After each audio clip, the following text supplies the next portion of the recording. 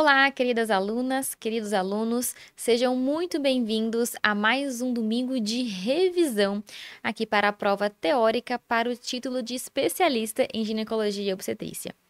Eu sou a Nicole, eu sou médica formada pela USP, ginecologista e obstetra pelo Hospital das Clínicas da USP e coordenadora da ginecologia e obstetrícia da Medcoff. E estou aqui para fazermos a nossa revisão dos temas de ginecologia para a prova do Tengo.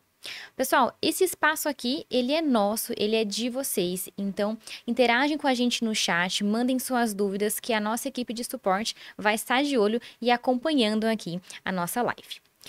Hoje nós vamos falar então sobre os temas mais prevalentes das questões de ginecologia dos últimos anos. E aqui eu separei temas principalmente da ginecologia geral, então vamos falar sobre sangramento uterino anormal, que foi muito prevalente na prova de 2023 do TEGO e também de outros anos. Ainda na ginecologia geral, vamos falar um pouco sobre planejamento familiar, vamos relembrar alguns aspectos da uroginecologia. Uma novidade terapêutica que tivemos para as pacientes do climatério, envolvendo aí terapia de tratamento não hormonal para os sintomas climatéricos, principalmente os fogachos, e alguns highlights com as atualizações que já tivemos aí no primeiro semestre de 2024. Começando então sobre sangramento uterino anormal. Pessoal, olhem essa questão da prova do TEGO de 2023. Aqui ele traz pra gente uma adolescente de 15 anos de idade que ela tem uma queixa de um sangramento menstrual intenso desde a sua menarca, desde a sua primeira menstruação, que aconteceu há 2 anos atrás. Fala que seus ciclos são regulares, tem esse fluxo que é intenso com duração de 8 dias. A última menstruação, ela terminou há cerca de 5 dias.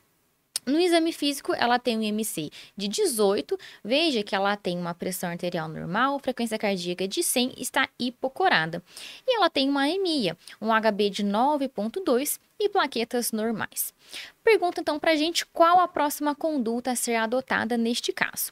Letra A, iniciar transfusão de concentrado de hemácias. Ou B, solicitar um ultrassom para descartar ovários policísticos. C, solicitar exames laboratoriais para pesquisar de coagulopatia. Ou D, reavaliar em 6 meses para aguardar a maturidade do eixo. Então, pessoal, vamos entender sobre sangramento uterino anormal. Primeiro, em relação à sua definição. Hoje, entendemos que um sangramento ele é considerado anormal quando ele resulta em um prejuízo à qualidade de vida das pacientes. Até não muito tempo atrás, nós seguíamos outras definições que determinavam certos parâmetros ou critérios de duração de um ciclo menstrual ou de volume de sangramento, ou até em relação à frequência que acontecia o sangramento para definir como anormal. Mas hoje, sangramento anormal é aquele que tem alteração em volume, em duração, em frequência que gere por si só prejuízo à qualidade de vida das pacientes. Em relação às diferentes causas do sangramento uterino anormal, a gente tem diferentes etiologias a depender da faixa etária em que a paciente se encontra. Para aquelas pacientes pré-púberes, pensamos como possíveis causas: um corpo estranho em região genital, as próprias vulvovaginites que podem acometer essa faixa etária, ou ainda situações como violência sexual ou trauma local. Para as pacientes na pós-menopausa, temos como a principal causa de um sangramento a própria atrofia endometrial, mas também temos que investigar outras causas como um pólipo endometrial, uma hiperplasia endometrial e principalmente descartar malignidades, aqui envolvendo o câncer de endométrio. Para as pacientes em idade reprodutiva, nós descartamos causas obstétricas de sangramento, aí os sangramentos gestacionais, e pensamos então como causas ginecológicas. Para isso temos o acrônimo PALM-COEN. E vamos falar dele aqui então. O PALM-COEN, ele é uma classificação que reúne as principais causas de sangramento anormal das mulheres em idade reprodutiva, aí também conhecida como sistema 2 da FINGO. E veja que esse acrônimo PALM, ele diz respeito às causas estruturais de sangramento e o COEN, ele diz respeito às causas não estruturais. Então, o que seriam causas estruturais? Por exemplo, um pólipo em região endometrial, endocervical, Ou podemos ainda ter a adenomiose e o leiamioma, que já vamos entender em breve, especificamente sobre o que eles dizem respeito. Podemos ter no M situações de malignidades, aí principalmente câncer endometrial, câncer de corpo de útero ou hiperplasias. Nas causas não estruturais, podemos ter coagulopatias, aqui as mais comuns de encontrarmos são a doença de von Willebrand ou ainda a PTI.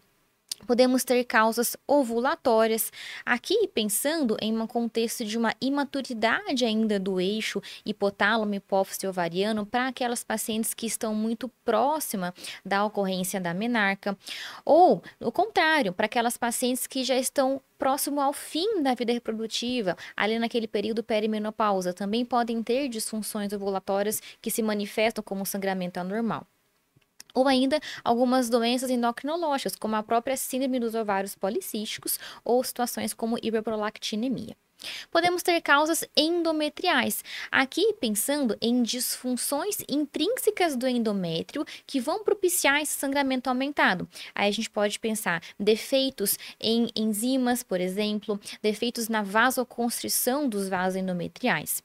Podemos ter causas iatrogênicas, como o próprio uso de dispositivos intrauterinos ou uso de medicações anticoagulantes, e outras causas não classificadas, como algumas malformações arteriovenosas ou situações como estimocele.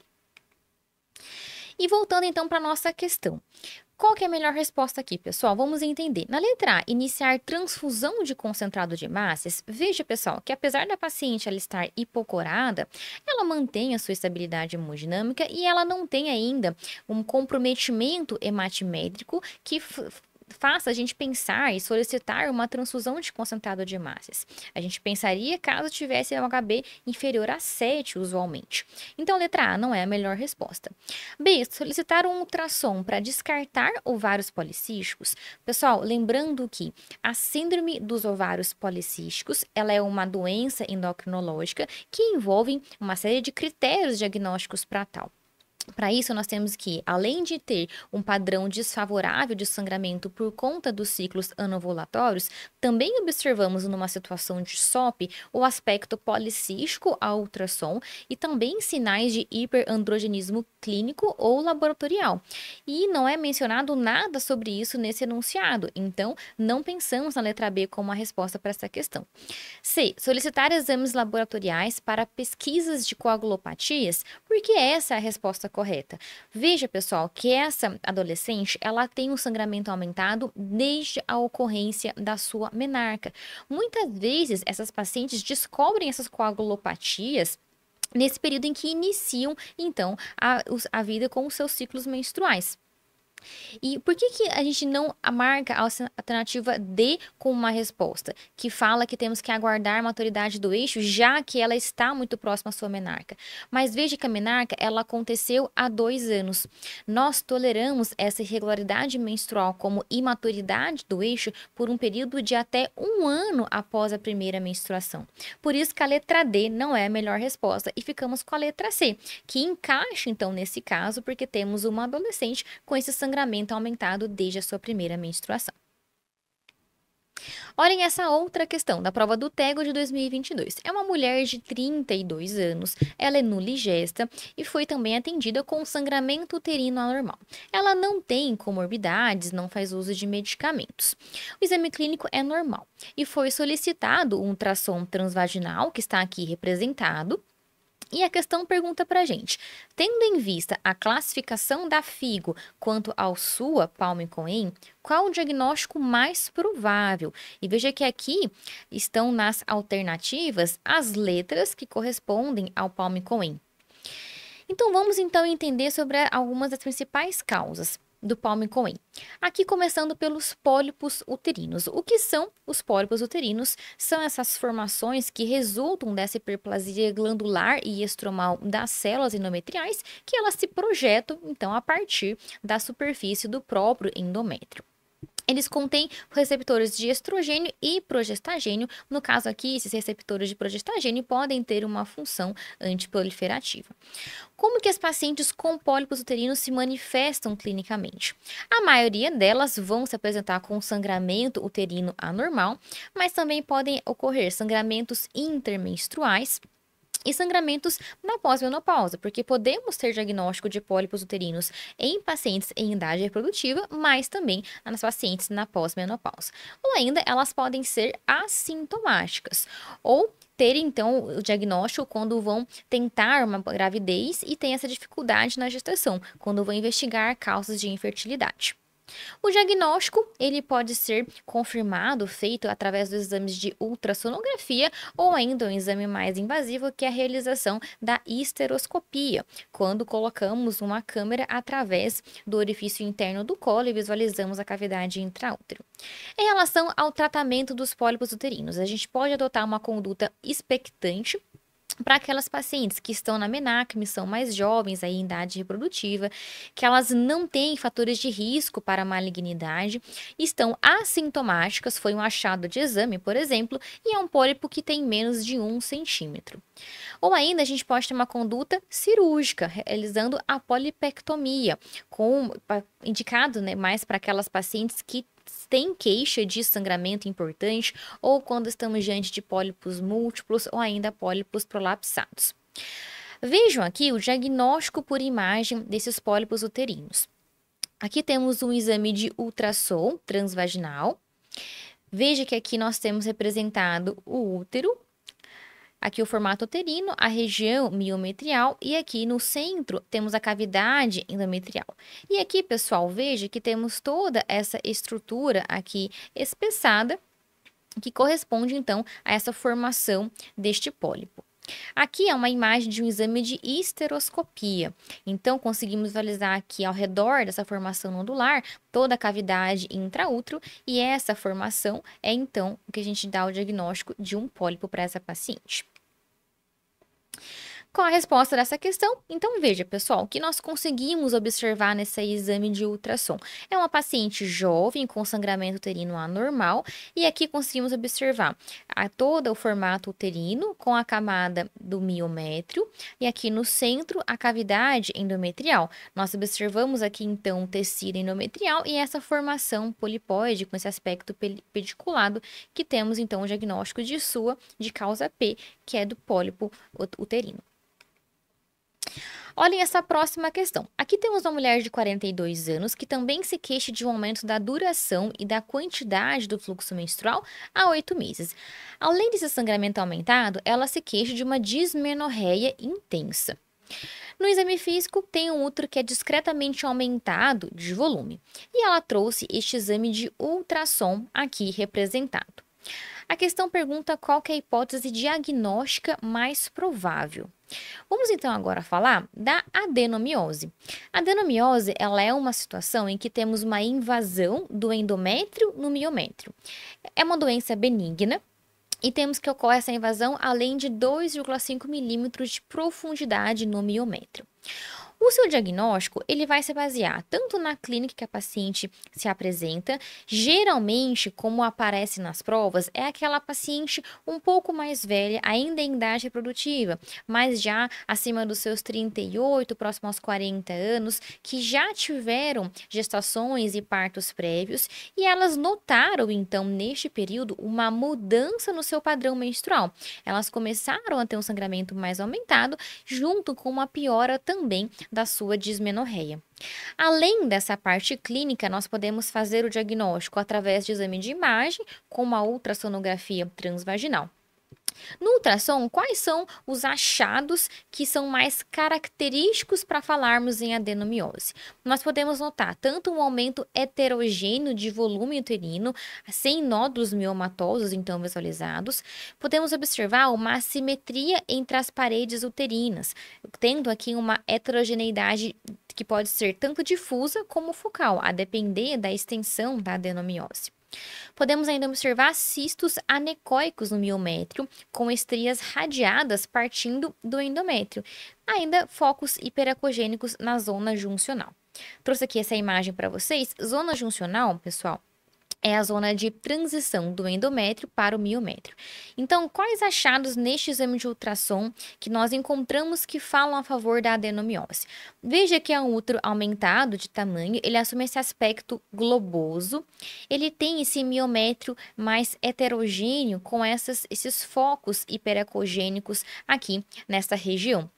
Então, isso são achados característicos ao ultrassom. Mas também podemos usar de um outro exame de imagem para fazer o diagnóstico, que é a ressonância magnética. E quais seriam os achados na ressonância que falariam a favor da adenomiose?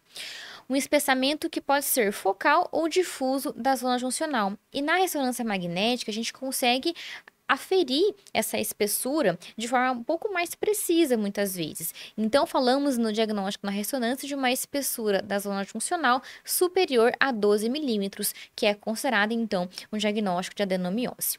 Ainda podemos ter o achado de focos de alta densidade nessa zona juncional, aqui então observada. Então temos aqui o exame de ressonância magnética. Este é um corte sagital, ponderada em T2, porque temos líquidos que brilham. Então veja aqui representada a bexiga, aqui a sínfise púbica e veja aqui, ó, a cavidade endometrial. E toda essa formação corresponde ao útero da paciente. Veja que é um útero globoso e aumentado de tamanho e esse aspecto heterogêneo também. Então, voltando para nossa questão. Essa nossa paciente de 42 anos que ela tem sangramento anormal e dismenorreia. Veja que já é uma paciente já próxima aos 40 anos. E ela teve, ó, 3 gestações e 3 partos anteriores. Então, esse é o quadro clássico da adenomiose. Guardem isso, pessoal. E aqui neste exame de ultrassom que nós observamos um aumento global aqui do volume uterino, ele assume até esse aspecto globoso e veja que esse miométrio é heterogêneo aqui também. Então, a hipótese diagnóstica mais provável é de uma adenomiose. Não pensamos em leiomiomas do útero, por quê? Os leiomiomas, eles correspondem a formações nodulares que aparecem no corpo uterino. Então, não geram esse aumento difuso, esse formato globoso do útero. Endometriose pélvica, não vemos focos de endometriose aqui representados. Veríamos focos de endometriose em outras regiões, usualmente, como, por exemplo, quando temos focos em região do ligamento útero-sacro, ou ainda na superfície anterior do útero, ou quando temos a endometriose nos ovários, quando chamamos de endometrioma. Não está representado aqui. E câncer de endométrio, também não temos esse diagnóstico através de um exame de imagem, e sim através de uma análise anatomopatológica. Por isso, letra B, a resposta correta. Olha essa questão. Agora, uma mulher de 37 anos que ela recebeu o diagnóstico de mioma uterino que tinha classificação FIGO 6 e ela foi submetida à miomectomia endoscópica. E ele quer que a gente assinale, então, qual dessas alternativas que corresponde ao mioma FIGO 6. Vamos, então, agora entender um pouco sobre os leiomiomas. Os leiomiomas, eles são tumores benignos de células musculares do útero. E os leiomiomas, eles podem ter diferentes clínicas a depender da sua quantidade e da sua localização, principalmente. Em relação à localização desses leiomiomas, a gente tem uma classificação para isso, a classificação da FIGO, aqui representada para vocês. Então, ela estabelece diferentes números a depender de como é a localização e a disposição daquele mioma. Por exemplo, falamos que o mioma ele é FIGO 0 quando ele é intracavitário, localizado aqui nesta região. O mioma, ele é FIGO 1 quando ele é submucoso, mas ele tem aqui representado menos de 50% do seu volume com componente intramural. Ele é predominantemente submucoso. O mioma FIGO 2, ele também é submucoso, mas ele já tem a maior parte do seu componente intramural. Então, mais de 50% intramural. O mioma FIGO 3, ele é um mioma que ele é já intramural, mas ele ainda tem um contato aqui com o endométrio. O mioma FIGO 4, ele é totalmente intramural, sem contato com o endométrio ou com serosa. O mioma FIGO 5, ele já é subseroso, mas ele ainda tem a maior parte do seu componente intramural, mais de 50%. O mioma FIGO 6, ele é subseroso e a sua maior parte já não é mais intramural. Então, ele tem menos de 50% de componente intramural. O mioma figo 7, ele é um mioma subseroso pediculado, e o figo 8, ele é um mioma geralmente aqui cervical, também chamado de parasitário. Aqui temos um outro exame de ressonância magnética, aqui também é um corte sagital ponderado em T2. Veja aqui esse formato uterino, um aumentado de volume. E aqui essas formações nodulares, esses aumentos específicos aqui de tamanho correspondem aos leiomiomas. Muito possivelmente, esse aqui diz respeito ao mioma figo 4, com seu componente totalmente intramural. Esse aqui dá dúvida, parece que é o mioma figo 3, porque ele tangencia aqui o endométrio. Então, qual dessas alternativas demonstra um mioma figo 6, pessoal? Então, ele quer um mioma que seja subseroso com menos de 50% do seu componente intramural. Está representado aqui na letra A. Esse mioma da letra B, veja que ele é um subseroso pediculado, então ele é um mioma figo 7. Esse da letra C, ele parece ser um mioma 3 ou 4. Ele pode ser intramural e ter um componente que tangencia um endométrio, ou ele ainda pode ser totalmente intramural. E esse mioma aqui na letra D, ele é um mioma, parece figo 5. Então, ele é subseroso, mas ele parece ter a maior parte do seu componente intramural. Letra A, resposta correta. Mas essa questão, veja como caiu esse assunto nas provas. Uma mulher de 35 anos, ela é secundigesta com 2 partos, com sangramento abundante que não respondeu a um tratamento inicialmente clínico. Veja que ela recebeu ácido tranexâmico, ácido mefenâmico, progesterona oral, progesterona intramuscular e dieldrogesterona. E ela não quer realizar a cirurgia. No seu exame pélvico, ela tem um útero miomatoso aumentado de volume. E no exame ecográfico, viu-se vários miomas uterinos, o maior com 9 centímetros de diâmetro. Após realizar o tratamento visualizado na imagem, a paciente ela permaneceu internada por qual motivo? Aqui, pessoal, nós temos que entender, então, qual foi o tipo de tratamento realizado para essa paciente. Já vamos falar sobre isso. Antes, olhem essa outra questão. Uma mulher, também jovem, 32 anos, com desejo reprodutivo e ainda sem filhos. E ela notou há 6 meses um aumento, uma mudança no seu padrão menstrual com fluxo intenso. Ela chegou a realizar um ultrassom transvaginal que evidenciou um mioma de 1 centímetro. E ela também realizou um exame de esteroscopia que está representado aqui nessa figura. E a questão pergunta qual que é a conduta mais adequada.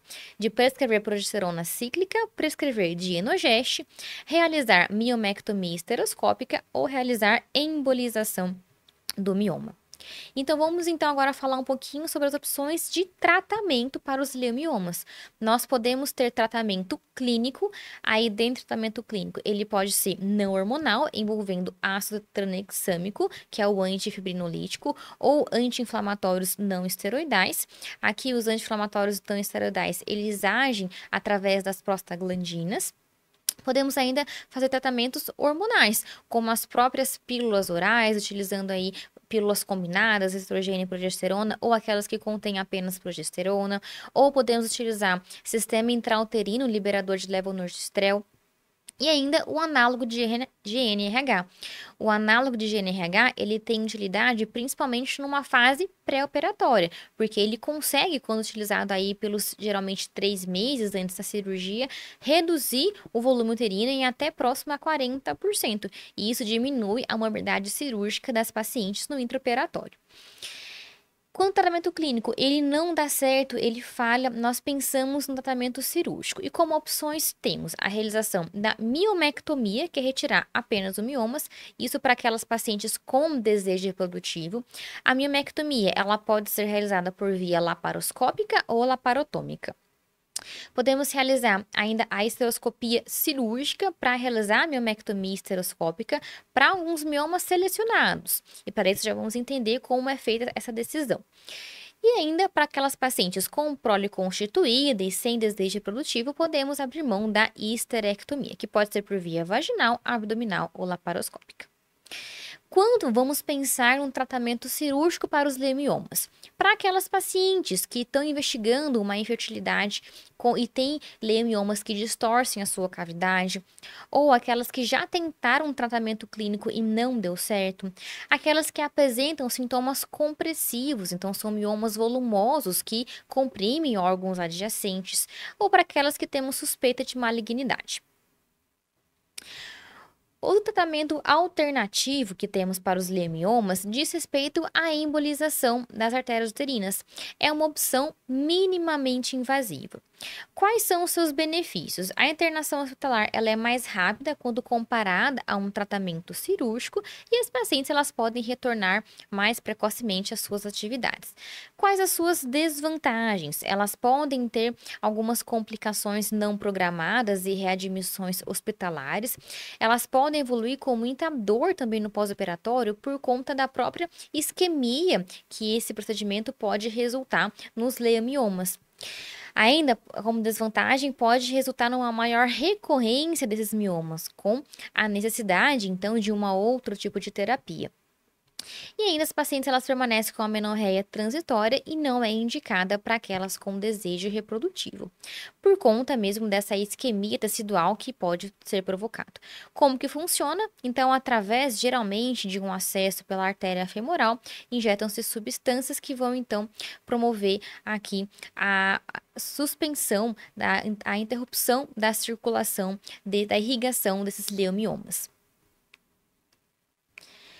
E em relação à decisão para a miomectomia esteroscópica, que é a retirada dos miomas através da esteroscopia. Para a gente saber se aquele mioma, que ele é submucoso, a depender do seu tamanho, da sua localização ou do quanto que ele invade o miométrio, se ele é possível de ser retirado por via esteroscópica, para isso nós temos que classificar esse mioma e calcular uma série de pontos através desse score.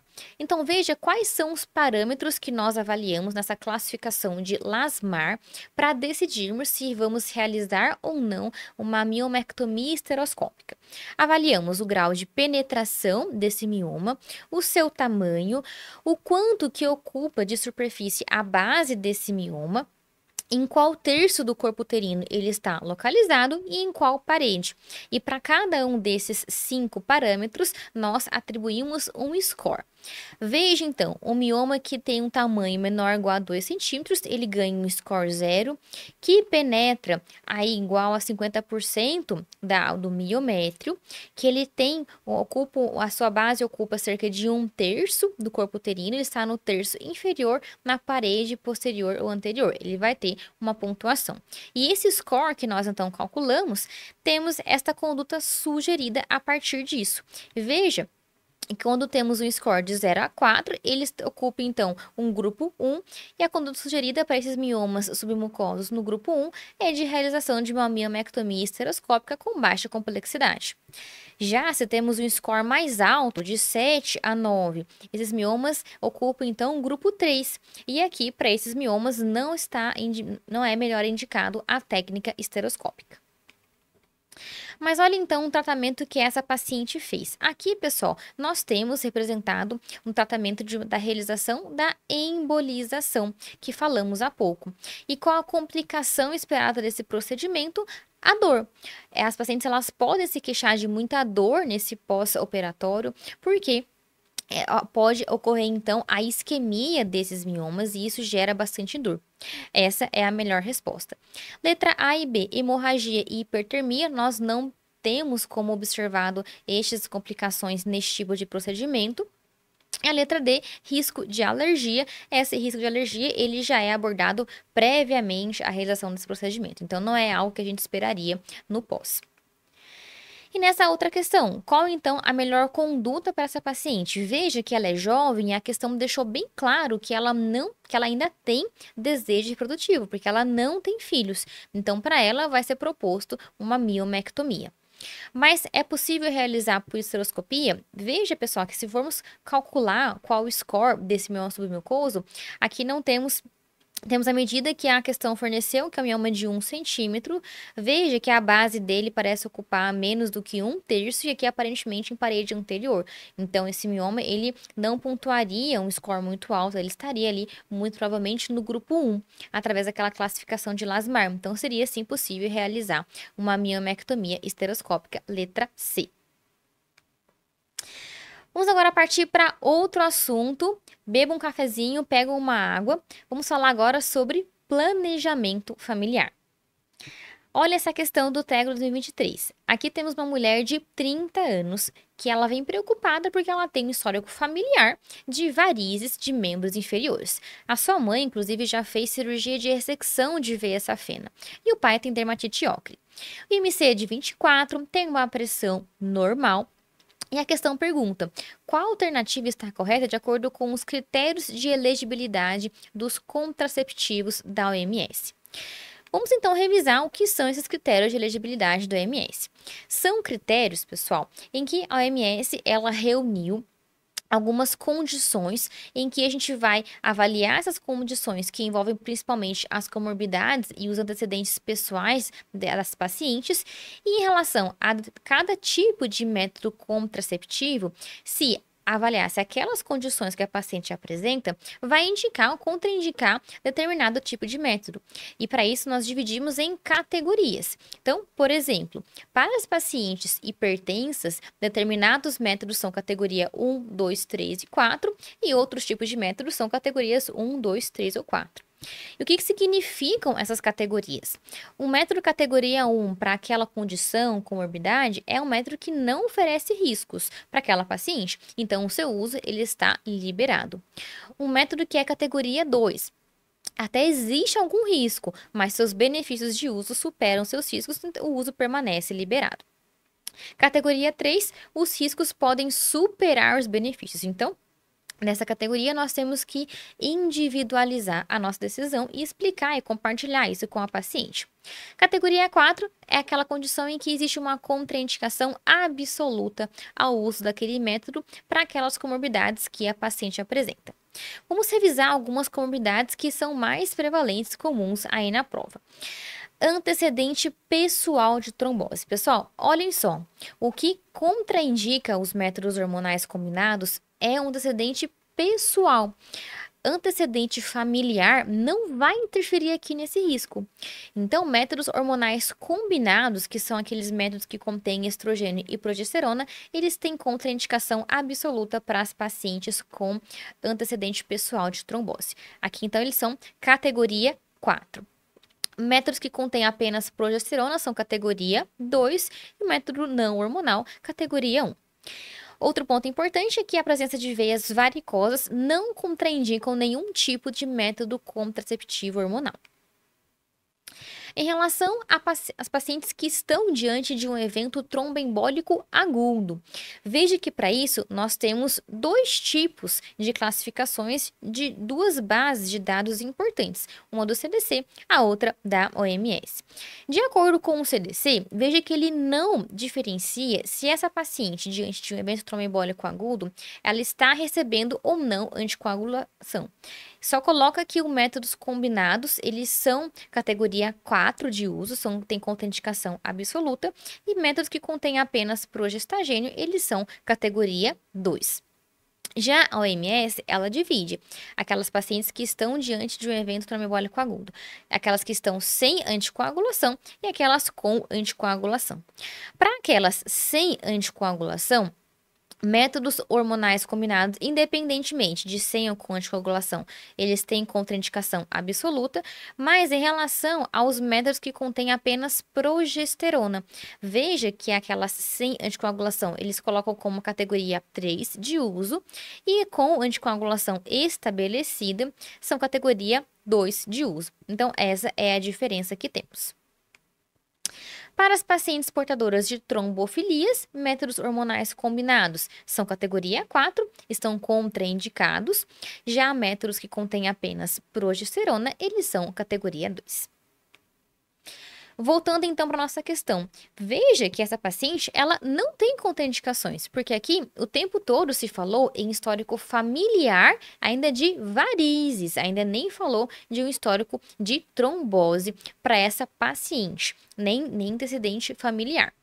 Então, por isso, todos os métodos estão liberados para ela, considerando só essas características que o enunciado apresentou para a gente. Então, temos como resposta correta a letra C, que fala que o adesivo hormonal combinado ela é uma categoria 1 e pode ser recomendado.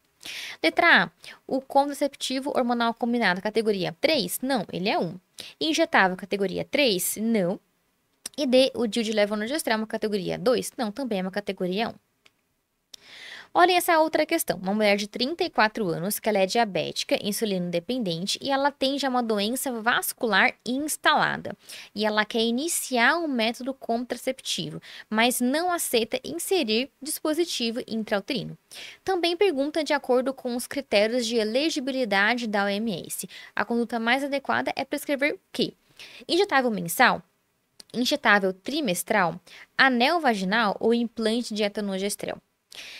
Para isso, pessoal, nós temos que revisar quais são as contraindicações absolutas ao uso dos métodos combinados, que são aqueles métodos que contêm estrogênio e progesterona.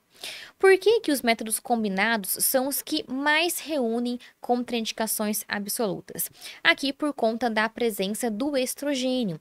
Nós temos que o estrogênio, ele modifica a circulação hepática dos sais biliares, ele pode interferir também no controle pressórico por conta dos seus efeitos na sua metabolização após a primeira passagem hepática.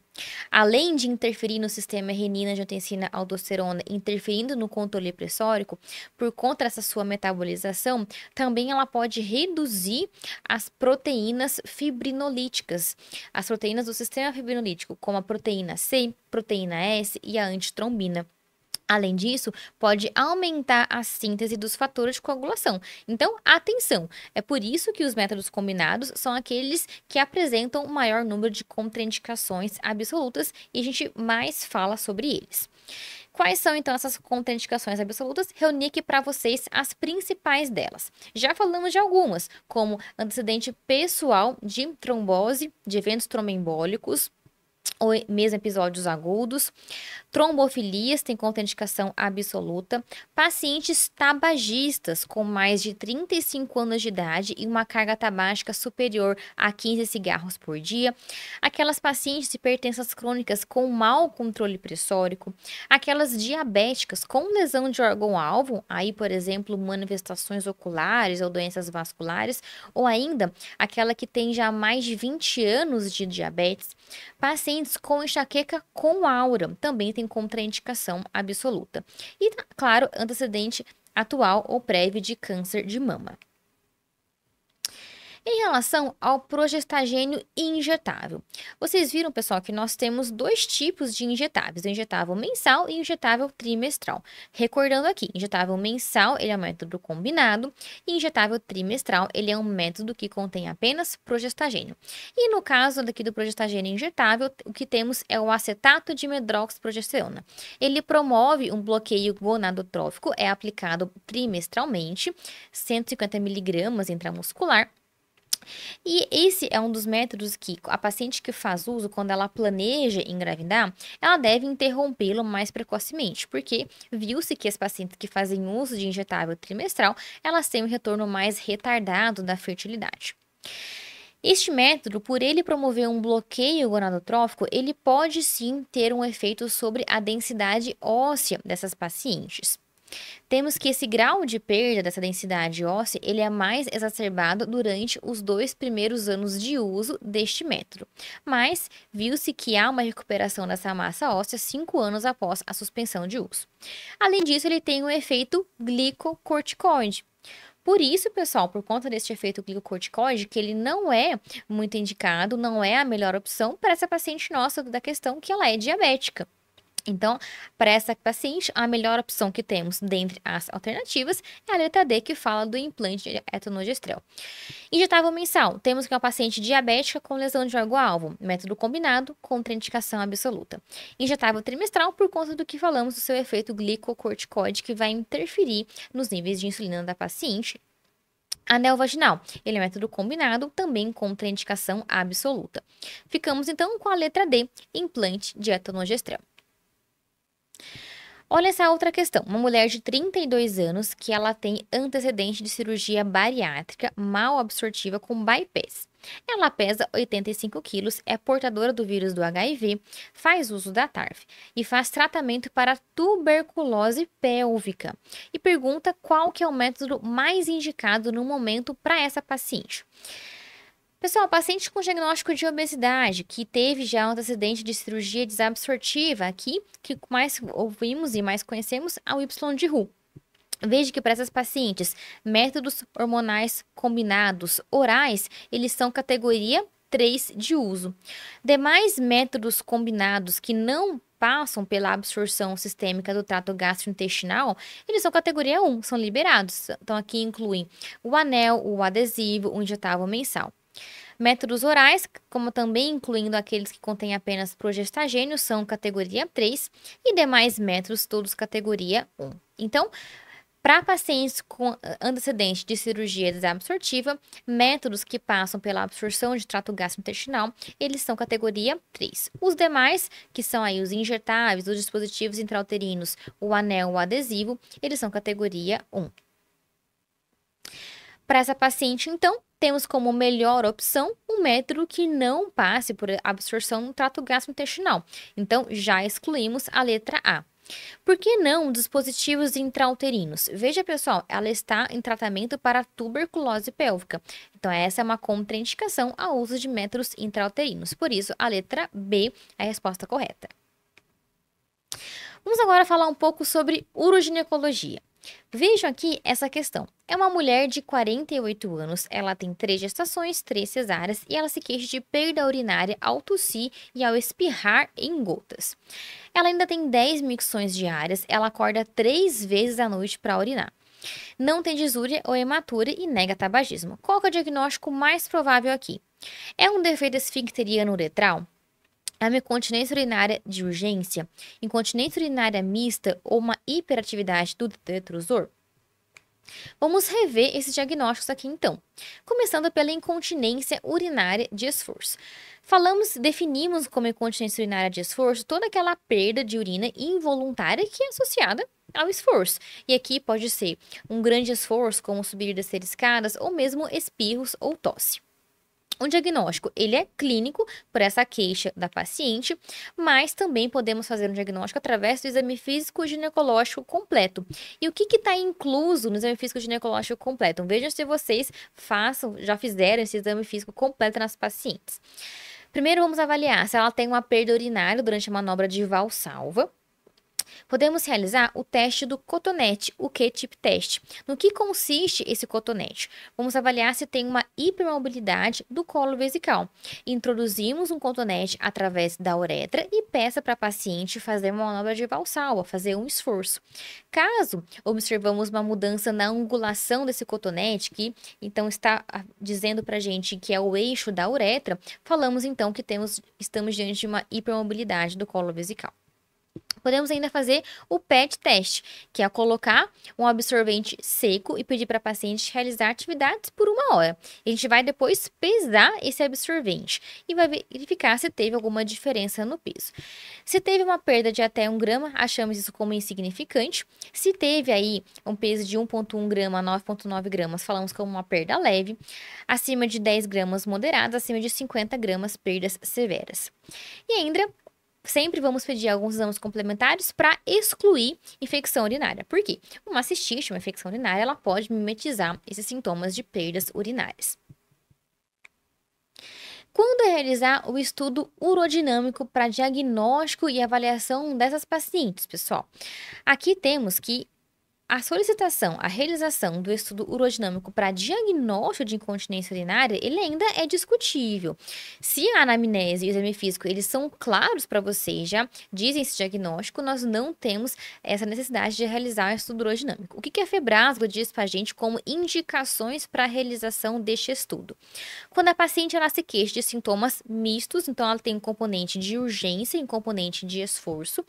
Para aquelas pacientes em que estamos pensando um tratamento cirúrgico para sua queixa, ou quando temos casos neurogênicos, ou ainda outras queixas associadas, como dor ao enchimento vesical ou ainda dificuldade de esvaziamento vesical. Quais as opções de tratamento para as pacientes com incontinência urinária? Então, fizemos o diagnóstico, como vamos propor, quais as formas de tratamento? Podemos ter um tratamento mais conservador, aqui envolvendo principalmente a parte comportamental. Vamos orientar a realização de um diário miccional, orientar o seu hábito de micção programada. Vamos reforçar e orientar a realização de exercícios perineais para fortalecimento do assoalho pélvico. É a primeira linha de tratamento, a orientação tanto para a fisioterapia quanto para a realização dos exercícios perineais. Podemos propor a estrogenização, principalmente para aquelas pacientes pós-menopausa, para melhorar a vascularização dos tecidos conjuntivos periuretrais. Ainda podemos abrir mão de laser de CO2, ele já é bem estabelecido na melhora da atrofia genital e melhorando esse trofismo, podemos então melhorar essa coaptação uretral, melhorando também os tecidos de sustentação periuretrais. Outros tipos de energia que podem ser utilizados, além do laser de CO2, nós temos com a própria radiofrequência ablativa fracionada e o hérbio. Em relação ao tratamento cirúrgico, então, principalmente quando o conservador não deu certo. No que consiste as diferentes opções de tratamento cirúrgico para incontinência urinária de esforço? São métodos que vão se basear em oferecer um apoio ao colo vesical durante as situações de aumento da pressão intraabdominal da paciente. Quais são essas diferentes opções de tratamento cirúrgico que temos? Podemos ter a cirurgia de Burch, que é uma uretropexia retropúbica.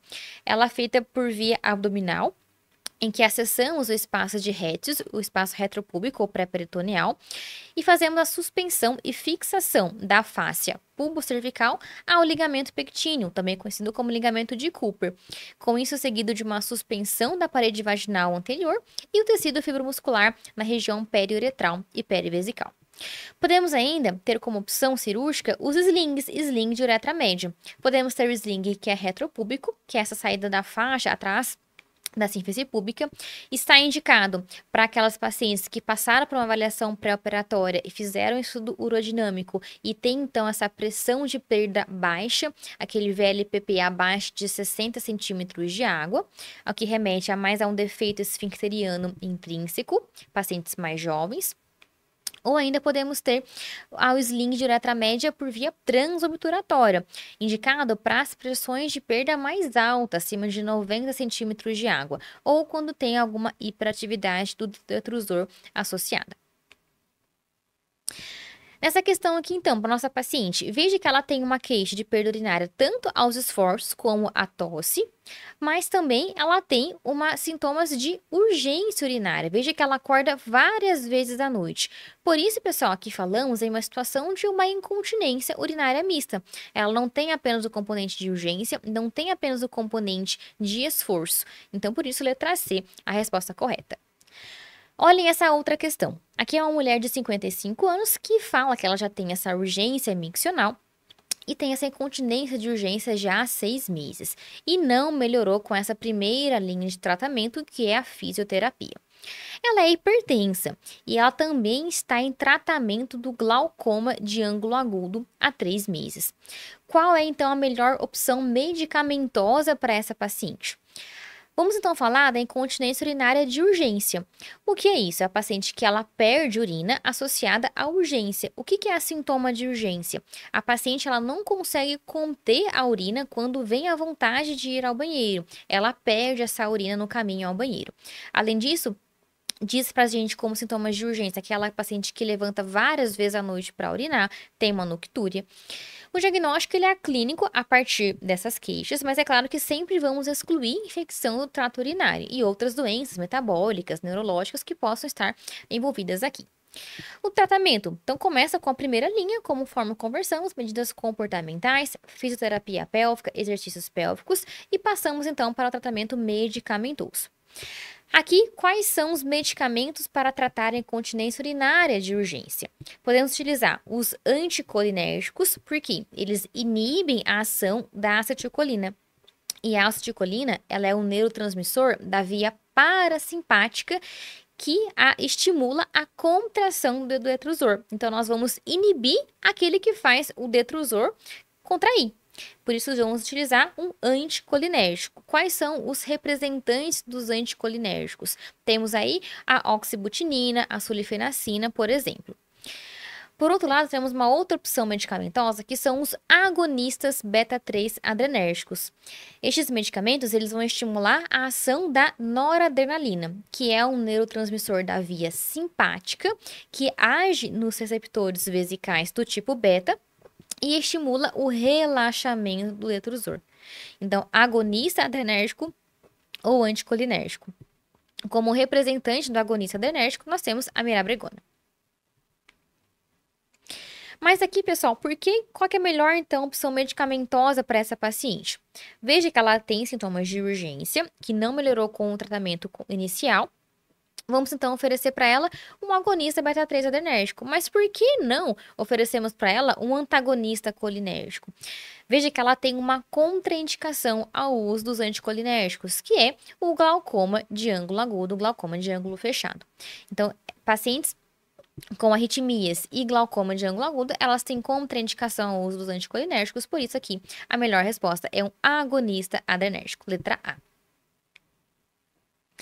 Vamos agora falar um pouquinho sobre climatério. Mas aqui, pessoal, eu vou focar em dois principais assuntos. Primeiro, em relação à principal queixa das pacientes nessa fase da vida, que são os sintomas vasomotores, e sobre uma novidade que tivemos em relação a uma nova opção de tratamento não hormonal para esses sintomas vasomotores. Então, o que são esses sintomas vasomotores? São os fogachos, aquelas ondas de calor que as pacientes do climatério sentem, que acontecem principalmente no período noturno e já podem estar presentes desde o período da perimenopausa. Como explicar a ocorrência desses sintomas vasomotores? Aqui, pessoal, na sua fisiopatologia, veja que não é pura e simplesmente o hipoestrogenismo que leva a esses sintomas vasomotores, mas sim é a privação, a queda no nível de estrogênio em comparação aos seus níveis prévios desse hormônio. Então, o que acontece? Na nossa região, lá no sistema nervoso central, de agrupamentos de grupos de neurônios, lá o hipotálamo, ele tem uma região chamada de núcleo pré-óptico, POA. Nesse núcleo está o centro de integração da informação térmica e controle das reações termorregulatórias do nosso corpo. O que acontece? A redução, essa privação desses níveis séricos de estrogênio vão provocar alterações em neurotransmissores, aqui envolvendo sistema serotoninérgico, noradrenérgico, opioide, autonômico, que vai gerar então uma instabilidade nesse centro termorregulador lá do hipotálamo. Mas por que eu tô falando de tudo isso? De centro termorregulador, neurotransmissor? Por quê? Para a gente entender essa via aqui e esse grupo de neurônios. Temos um determinado grupo de neurônios que estão localizados no núcleo infundibular arqueado, que são os neurônios KNDy, que dizem respeito às substâncias quispeptina, neurocinina B e dinorfina. Esse grupo de neurônios, eles possuem receptores para estrogênio e eles têm ação naquela zona termorreguladora. Diante de uma paciente naquela fase da perimenopausa, que ela experimenta então a privação estrogênica, essa queda nos níveis de estrogênio comparado aos seus níveis hormonais prévios, isso vai levar a uma hiperestimulação, hipertrofia desses neurônios KNDy. Vai levar então a um aumento dessa substância chamada neurocinina B, que promove a vasodilatação e a dissipação do calor, que são esses sintomas aí dessas ondas de calor, esses sintomas vasomotores. Por que eu tô falando tudo isso? Porque tivemos esse novo medicamento que ele já foi aprovado para uso nos Estados Unidos pelo FDA, mas ainda não está disponível aqui no Brasil, que se chama fezolinetant. O fezolinetant, ele é uma medicação antagonista do receptor da neurocinina B. Então, ele é essa medicação antagonista que ele vai ser utilizada como uma opção de tratamento não hormonal para alívio desses sintomas vasomotores. Para isso, pessoal, nós temos que entender Como a gente pode tratar esses sintomas vasomotores? O que temos como tratamento padrão ouro, hoje mais difundido, é repor o que falta. Não é a privação estrogênica que começa todo o problema, então vamos repor o estrogênio. E é isso que chamamos de terapia de reposição hormonal. Quais as indicações? Sintomas vasomotores, tratamento padrão ouro, proteção de massa óssea, síndrome geniturinária, hipoestrogenismo prematuro. Mas, pessoal, temos pacientes que têm contraindicação ao uso dessa terapia hormonal. Quais são essas pacientes? Aquelas que têm alguma doença hepática descompensada, antecedente pessoal de câncer de mama, câncer de endométrio, alguma lesão precursora na mama, aquelas pacientes com risco metabólico muito elevado, como doença coronariana ou cerebrovascular. Para essas pacientes que elas têm contraindicação à terapia hormonal, então surgiu-se como uma opção terapias não hormonais. Nós já temos algumas estabelecidas, como por exemplo a paroxetina, uma medicação que pode ser utilizada. Outras medicações também aí dentro da classe dos antidepressivos.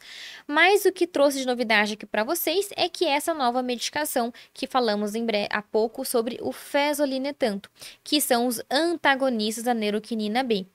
Ele age, então, como antagonista desse receptor, dessa substância, e ele vai diminuindo com isso a ação dessa neuroquinina B nesse centro termorregulatório e vai ocorrer menos disparos de calor para essas pacientes. Então, guarde essa novidade e um pouquinho desse mecanismo, né, de como surgem os sintomas vasomotores e por que essa medicação surgiu e por que ela é tão interessante assim. Ela é uma opção como tratamento não hormonal para aquelas pacientes que apresentam essas contraindicações. Agora, alguns highlights aqui, algumas novidades, um momento mais light aqui da nossa live, já estamos chegando próximo ao fim. Então, o que tivemos de novidades ao longo do último semestre de 2023, segundo semestre, e no começo desse ano de 2024, pessoal? As atualizações parece que elas se concentraram ao redor de um tema, que é sobre o HPV, e especificamente em relação à vacina do HPV. Tivemos várias notas técnicas aí divulgadas pelo Ministério da Saúde. Primeiro, vamos entender como que era até então o nosso contexto. A vacina do HPV, ela é oferecida pelo Programa Nacional de Imunizações. A vacina que temos disponível é a quadrivalente, que protege contra os tipos 6, 11, 16 e 18 do HPV. E qual é o público que oferece, então, a vacinação pelo PNI? Meninas e meninos de 9 a 14 anos, num esquema até então de 2 doses, com intervalo de 6 meses entre cada dose. Além dessa população, também pode receber a vacina homens e mulheres imunossuprimidos dos 9 aos 45 anos. Quem são essas pessoas? Aqueles que vivem com HIV/AIDS, transplantados de órgãos sólidos ou medula óssea e pacientes oncológicos. Para esses pacientes, o esquema é de 3 doses. Além dessa vacina quadrivalente, nós tivemos também a circulação aqui no país, a partir de março de 2023, da vacina nonavalente, mas essa é uma circulação apenas na rede privada. Ela protege, além dos tipos 6, 11, 16 e 18, também para os tipos 31, 33, 45, 52 e 58. O que tivemos de novidades, então? Tivemos uma nota técnica em 2023 que primeiro incluiu as vítimas de violência sexual, mulheres e homens dos 9 aos 45 anos de idade, que ainda não tomaram a vacina, como um grupo-alvo para receber também a vacina do HPV. A oferta da vacina foi incluída nesse protocolo de atendimento existente às vítimas de violência sexual. É claro que as pessoas previamente vacinadas, elas não precisariam de doses suplementares. Outra nota técnica que tivemos agora esse ano, 2024, foi sobre a adoção da dose única da vacina do HPV. Mas atenção, para que público que falou-se então em adotarmos o esquema vacinal em dose única? Pessoas do sexo feminino e masculino dos 9 aos 14 anos de idade. Além disso, realizar uma estratégia de resgate de vacinação a nível populacional de adolescentes até os seus 19 anos de idade que ainda não foram vacinados. A medida que, com isso, é claro, ampliar a cobertura vacinal contra o HPV aqui no país.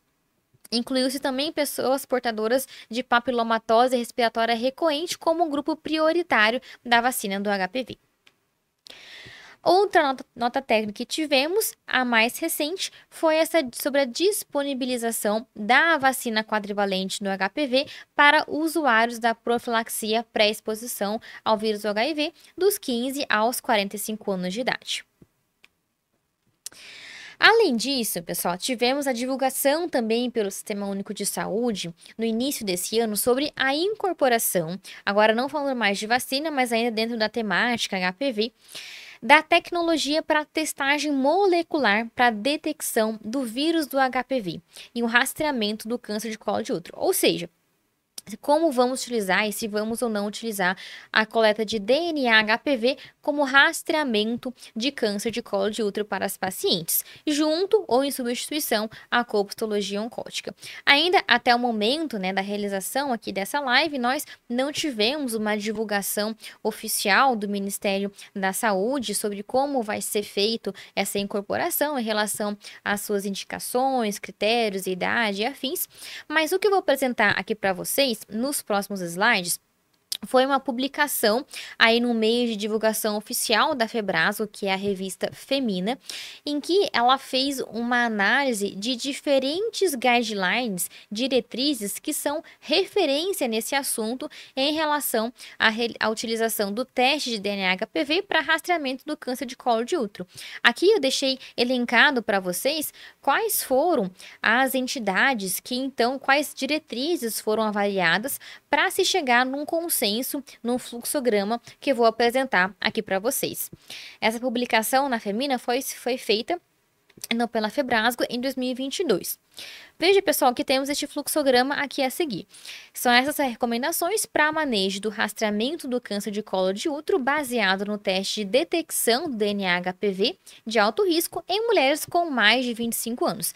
Aqui temos esse primeiro fluxograma para uma situação em que não temos a genotipagem disponível ou não temos ainda os tipos de alto risco, outros que não 16 e 18 foram detectados. Então, veja só, como que acontece. Uma paciente que fez a coleta do DNA HPV e teve aqui qualquer tipo de HPV, porque não temos uma genotipagem disponível. Se não for detectado, então vamos orientar essa paciente a realizar um novo teste de HPV em 5 anos. Agora, caso tenha sido detectado, vamos então realizar a citologia para essa paciente. Caso a citologia ela seja negativa, nós vamos orientar então ela a realizar um novo teste de HPV em 1 ano. Ou para a paciente que ela fez o HPV e veio detectado e fez a citologia e ela veio resultado anormal, então aqui nós já partimos para a realização da colposcopia. Então fez HPV e depois citológico. E citológico veio anormal. Na colposcopia, se é uma colposcopia que foi negativa e aquele citológico que nós fizemos era um citológico com atipias indeterminadas, como o próprio ASCIUS ou uma lesão de baixo grau, como o LSU, vamos só repetir o HPV em 1 ano. Agora, se ela fez HPV detectado, citologia anormal e colposcopia anormal, nós está indicada aqui então a biópsia ou excisão aqui dessa lesão. Agora aqui um outro fluxograma, quando nós temos já a genotipagem do HPV ou sabemos que foi detectado os tipos 16 e 18, por exemplo. Então, a paciente que ela fez a coleta do DNA HPV e veio HPV 16 ou 18 detectado. Para essa paciente, já indicamos a realização da colposcopia. Se a colposcopia ela veio negativa, vamos avaliar o resultado da citologia. Mas que citologia é essa? Ou a citologia que corresponde à mesma amostra em meio líquido, que foi realizado essa DNA HPV, ou a citologia que a gente vai então realizar nesse momento da colposcopia. Se temos que é uma cito negativa ou uma cito com ASCIUS e LSIL, o que vamos orientar é fazer uma nova citologia com colposcopia em 6 meses e um novo DNA HPV em 1 ano. Agora, essa paciente com HPV 16 ou 18 detectado, fez uma colposcopia que veio sugestiva aqui de baixo grau, nós vamos já estar indicada a realização de biópsia. Ou, da mesma forma, se vê sugestivas de alto grau. Podemos fazer a biópsia ou, a depender da dificuldade ou não de segmento dessa paciente, já podemos propor a excisão dessa lesão. Mas é claro que também tem que obedecer critérios para uma colposcopia satisfatória. Nessa parte final aqui da nossa live, pessoal, respirem fundo. Vamos agora, quero apresentar aqui para vocês algumas imagens para reconhecimento de padrão. Cada vez mais nas questões das provas, nós temos notado o aparecimento de imagens nas questões. Então, vamos aqui revisar algumas em relação a exames de microscopia, ou a fresco, ou coloração de Gram do conteúdo vaginal. Então, veja, pessoal, como que é um achado esperado de uma célula epitelial vaginal.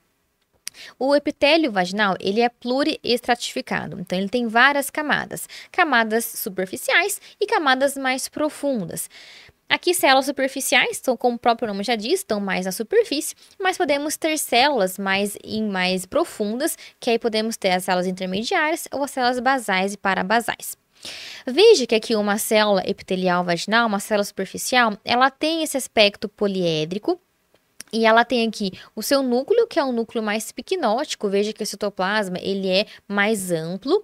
E ele tem essas formações bacilares, que correspondem ao principal tipo de bactéria que predomina no ambiente vaginal, que são as bactérias do gênero Lactobacillus.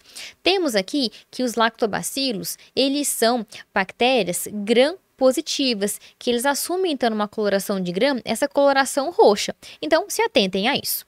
Aqui é um aspecto de uma célula intermediária. Veja que ela assume um citoplasma um pouco menor quando comparado a essa célula superficial. Da mesma forma, as células basais ou parabasais. Pacientes pério pós-menopausa que têm um maior grau de atrofia desse epitélio vaginal, eles tendem a ter uma predominância maior de células basais ou parabasais. Então, possivelmente, poderia corresponder a esse tipo aqui de citologia. Podemos ainda encontrar leucócitos, pessoal. Leucócitos estão aqui representados, pois são essas formações arredondadas que são menores do que as células epiteliais e têm um tamanho que é muito próximo ao próprio núcleo da célula. Então, são essas formações aqui representadas pela seta verde. Em relação à microbiota bacteriana, então nós temos uma população de lactobacilos, como conversamos, que predomina, que são gram-positivos, por isso assumem essa coloração roxa, esse formato bacilar.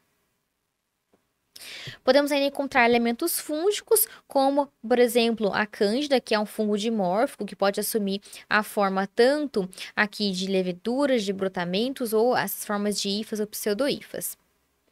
E o tricomonas, que é visualizado na microscopia a fresco, que assume essa formação aqui. Geralmente a gente consegue ainda ver o movimento do flagelo do tricomonas. E já que a gente falou de bastante citologias, aqui a análise, a microscopia, a coloração de Gram, vamos revisar um pouquinho os escorrimentos vaginais. 2 fluxogramas para vocês terem em mente na hora de pensar no principal diagnóstico e nos diagnósticos diferenciais daquela questão. Então veja só, primeiro que temos que o microbioma vaginal normal, ele é ácido. O pH vaginal ele se situa entre 3,8 e 4,5, por conta do predomínio de lactobacilos. Então, nós temos que o lactobacilo, ele é essa bactéria que ele tem esse metabolismo fermentativo, então ele vai, a partir do glicogênio, produzir o ácido lático, que vai garantir esse pH vaginal ácido. Uma paciente que ela vem com uma queixa de escorrimento vaginal, vamos entender um pouquinho sobre a sua anamnese, a sua queixa, realizar o exame físico e a aferição do pH vaginal. Se o pH vaginal ele é ácido, ou seja, abaixo de 4,5, e estamos diante de um corrimento que é mais grumoso, esbranquiçado e acompanhado de um prurido, levamos à microscopia. Se na microscopia nós observamos hifas e leveduras, então pronto, damos diagnóstico de candidíase. Agora, se na microscopia nós observamos um aumento de lactobacilos, aí então estamos diante de uma vaginose citolítica. Agora, um pH vaginal ácido com um corrimento que ele é mucoide, isso podemos estar diante de um corrimento que é simplesmente fisiológico. Se fizermos a aferição de pH e vimos um pH alcalino acima de 4,5 e a paciente ela se queixa de escorrimento vaginal com odor fétido e o teste de Whiff foi positivo, o que é o teste de Whiff mesmo? É quando a gente aplica hidróxido de potássio ao conteúdo vaginal e exala então um cheiro muito desagradável de peixe podre. Isso é o teste de Whiff ou teste das aminas positivo. Então, pH alcalino com o teste das aminas positivo e odor fétido, fazemos o exame a fresco. Se vemos Kluicels, pensamos em vaginose bacteriana, porque Kluicel é aquele achado da célula epitelial vaginal cheia de micro-organismos. Essa é uma Kluicel célula-alvo. Agora, pH vaginal alcalino, odor fétido e teste das aminas positivo, pensamos, e se vemos protozoários flagelados, pensamos em tricomoníase.